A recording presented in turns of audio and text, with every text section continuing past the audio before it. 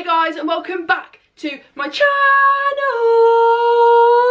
So for today's video, I want to talk to you guys about some of the comments teachers made to me when I was at school that still haunt me to this day. So yeah, let's get on to today's video. But first, if you smash me a big thumbs up down below and subscribe to my YouTube channel, I will forever be grateful. So let's get on to the video.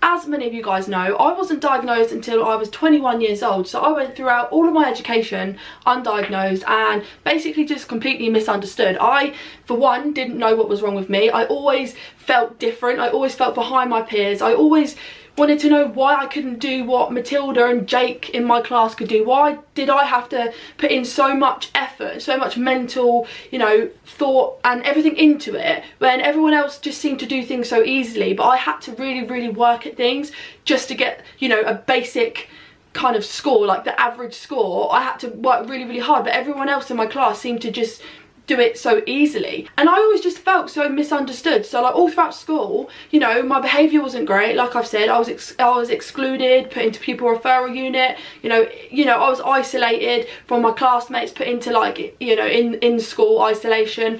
And I just feel like my entire educational kind of career, my whole entire educational journey, I was just a lost soul. So in this video, I just want you to remember that words have consequences, and when you say things, it might just be flippant, it might just be off the cuff, and you might think, oh, I shouldn't have said that. But like what you say really does, it can make or break a person, and it can make someone feel so low, so kind of, just not great.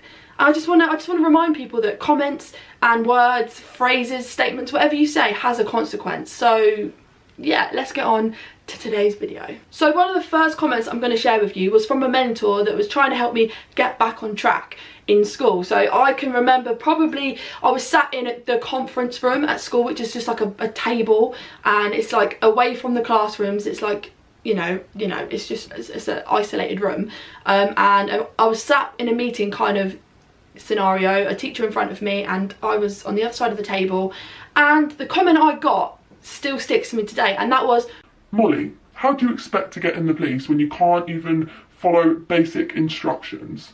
Now, at the time, you might be thinking, well, that's true, that, you have to be able to follow basic instructions to get into the police. Fair enough. But it wasn't okay to say. That then made me feel like I wasn't good enough. It made me feel like, who I wasn't good enough to get into the police. So like it made me give up on my dream of becoming a policewoman, because I felt, well, I can't even follow basic instructions, so like what's the point in trying to get into the police? What is the point in trying to, follow my dreams? And I actually still remember the day, and I went home feeling deflated, feeling that I was never going to be good enough to do anything, and that I should just give up and not bother anymore trying to get into my dream career. And well, I'm not in it now, am I? So I really struggled with that, and that was from a very young age. So again, that comment stuck to me and made me feel like I wasn't good enough to follow my dreams and become a policewoman. So that's just one comment. So the next comment is, Molly, do you not know how to stop talking and just behave like other people in the class? No, do you know what? No, I don't. I really struggle. And if I could just go back and advocate for myself, I feel like I would be healing the inner child inside of me, because there's so many times, I think to myself about these comments, and I think, if only I'd have just said, well, actually, no, I'm really struggling. I really struggle to stop talking, to sit down and to listen to you when you're talking about stuff that I'm not interested in. I really struggle. I'm not like everybody else in the class. My brain is wired differently. But that one really stuck to me, because it almost made me feel like I shouldn't talk anymore, and that I shouldn't, I should just sit down. And when I become very kind of, what's the word, like very conscious, self-conscious about my fidgeting and my stimming. I always used to like sit on my hands so that I don't move. I used to always just be sat there in fear that moving my hair behind my ear, or someone's going to say something like, stop talking, you're talking too much. Although I wasn't diagnosed with ADHD, I was very aware of my traits, of my very different kind of behaviours to the other children. I was very aware. I've been self-aware for a long time, and that's something that I'm quite pleased about, but I'm very self-aware, and I know that I was different.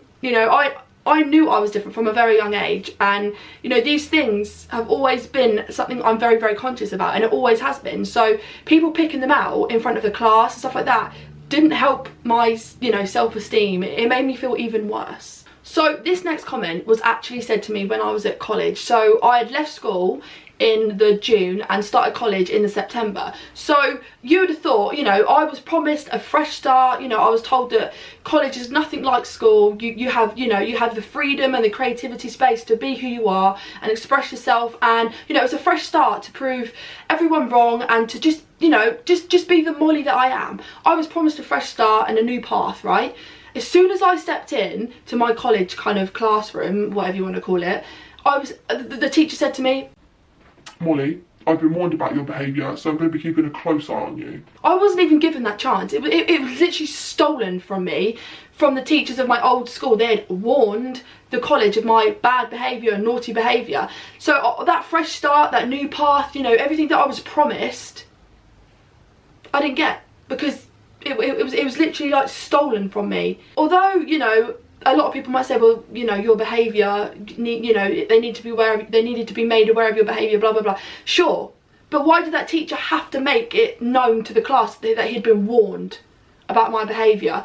You know, that didn't set me on a good pathway, you know, and I ended up getting kicked out and excluded from college because you know what, I just felt like I already had that reputation, so not bothering and just doing what I want, you know, was just easier.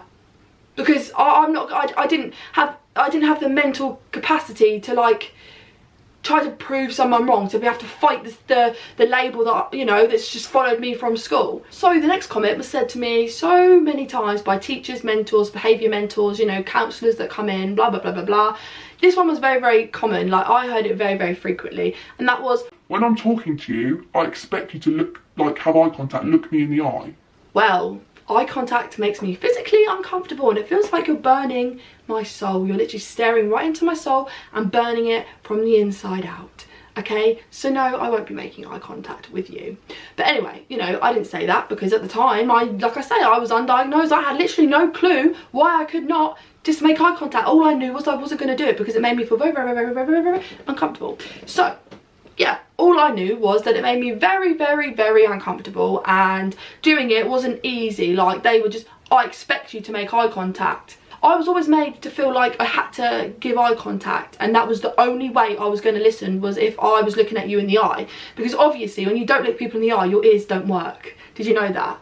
Because I didn't, but obviously teachers know way more than I do. So apparently when you don't look people in the eye, you aren't listening.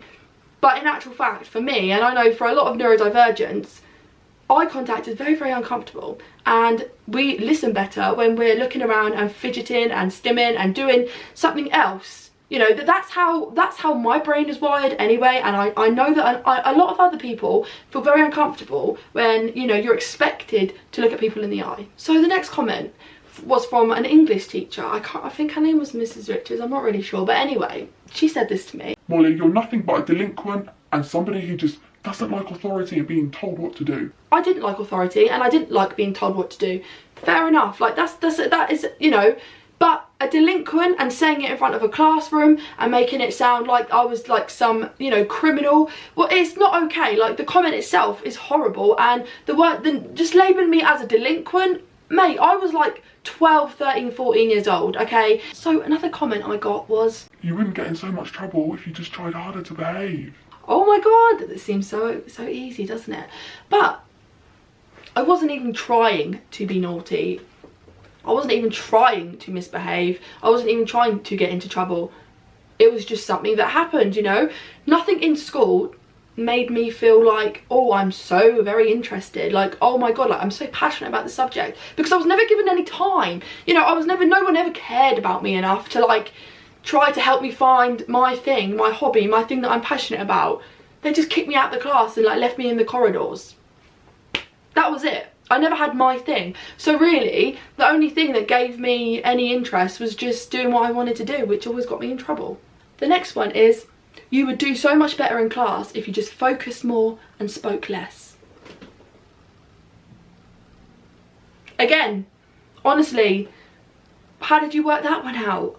they are just a few of the comments that I got as an ADHDer that still haunt me to this day, you know. And I really struggle with, you know, self-confidence. I have really bad self-esteem issues and stuff like that, and I really do feel like that, you know, as a child, what people say to you, what you hear around you, the environment that you're in, you know, I definitely feel that shapes you as an adult. Like, as you grow up, you remember these certain things, and those comments that I've said to you, you know, I can laugh about them now a little bit and think, do you know how stupid those comments sound? Like, you know, they're just stupid, but as a child they've really affected me as I was growing up. You know, the confidence that I didn't feel like I was good enough, you know, I was never given any, you know, motivation. I was always just made to feel like I wasn't good enough and that my behaviour was the reason I wasn't going to succeed in life. So thank you so much for watching this video. I really hope you like it. So what's this, like the 3rd or 4th week of Mayhem Mondays, and I hope you like it. I'm really enjoying having the routine. I know I want to push it to 2 days a week, but at the moment I'm sticking to just Mayhem Mondays because I'm really enjoying it. So yeah, I hope that you guys are. So if you can, like and subscribe and comment, I'm so grateful. So yeah, I'll see you next Monday for another Mayhem Monday video. See you next time. Bye.